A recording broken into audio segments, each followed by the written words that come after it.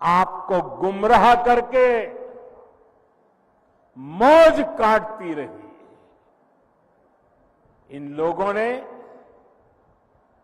जम्मू कश्मीर में नए नेतृत्व को कभी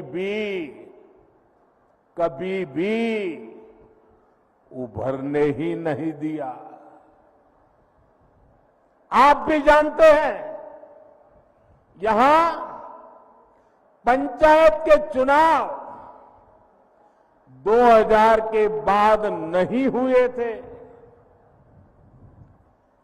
यहां बीडीसी के चुनाव कभी भी नहीं हुए थे।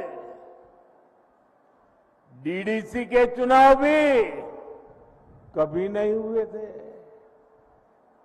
दशकों तक यहां परिवारवाद ने यहां के बच्चों को, यहां के होनहार नौजवानों को आगे नहीं आने दिया। और इसलिए ही 2014 में सरकार में आने के बाद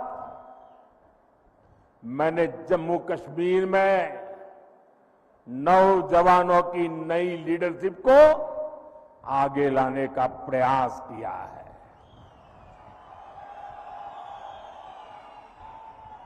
फिर 2018 में यहां पंचायत के चुनाव कराए गए। 2019 में बीडीसी के चुनाव हुए और 2020 में पहली बार डीडीसी के चुनाव कराए गए। और ये चुनाव क्यों कराए गए? ताकि जम्मू कश्मीर में डेमोक्रेसी ग्रास रूट तक पहुंचे। यहां के मेरे युवा जमहूरियत की कमाल संभालने के लिए आगे आए। यही मेरी कोशिश थी। यहां परिवारवादी राजनीति करने वाले नहीं चाहते थे कि यहां का नौजवान राजनीति में आगे आए। हमने इन परिवारवादियों के इरादों को चुनौती दी और नतीजा क्या हुआ? लोकल बॉडी के इलेक्शन के बाद जम्मू कश्मीर में 30-35 हजार नए नौजवान राजनीति में आए, जम्मू कश्मीर की कमान संभाली। बीते सालों में जम्मू कश्मीर में विकास का नया दौर आया है, तो इसका क्रेडिट इन्हीं नौजवानों का है। मैं आज जम्मू कश्मीर के युवा को, चाहे वो बेटी हो बेटा हो, उनके जोश, उनके जज्बे को सैल्यूट करता हूं।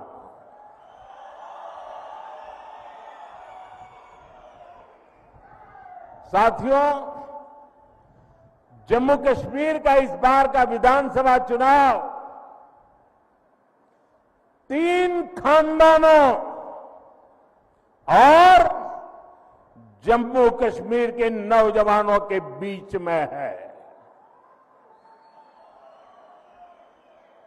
एक तरफ 3 खानदान है और दूसरी तरफ सपने लेकर के निकल पड़े जम्मू कश्मीर के मेरे नौजवान बेटे बेटियां हैं। ये 3 खानदान, एक खानदान कांग्रेस का है, एक खानदान नेशनल कॉन्फ्रेंस का है, एक खानदान पीडीपी का है।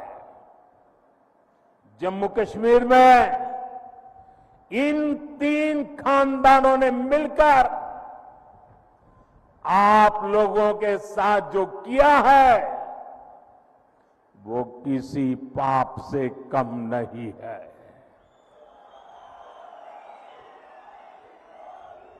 ये तीनों खानदान जम्मू कश्मीर को दशकों दशक तक बर्बादी देने के जिम्मेदार है। इन तीन खानदानों ने यहां करप्शन को बढ़ावा दिया। इन तीन खानदानों ने यहां जमीन कब्जा करने वाले गिरोहों को बढ़ावा दिया। छोटी छोटी सुविधाओं के लिए आप लोगों को तरसाया गया, तड़पाया गया। सरकारी नौकरियों में सिर्फ उन्हीं लोगों को भर्ती किया गया जो इन तीन खानदानों के खास थे।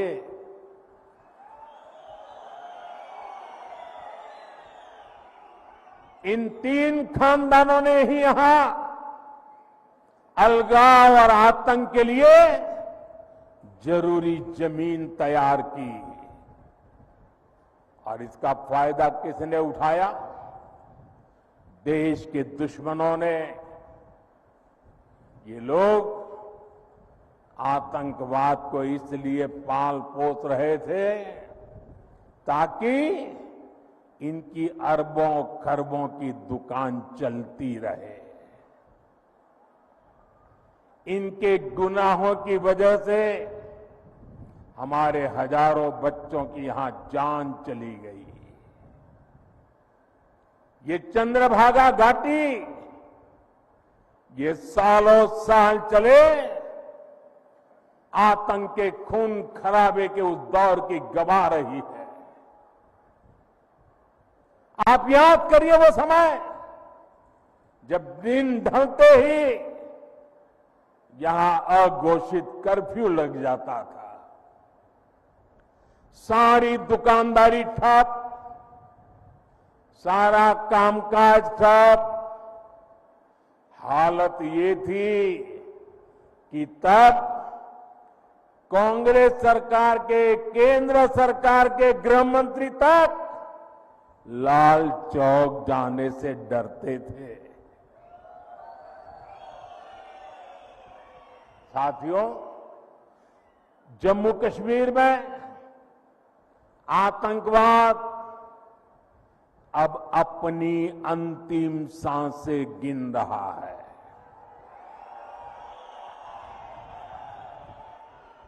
पिछले 10 साल में जम्मू कश्मीर में जो बदलाव आया है वो किसी सपने से कम नहीं है। जो पत्थर पहले पुलिस और फौज पर फेंकने के लिए उठते थे, उन पत्थरों से नया जम्मू कश्मीर बन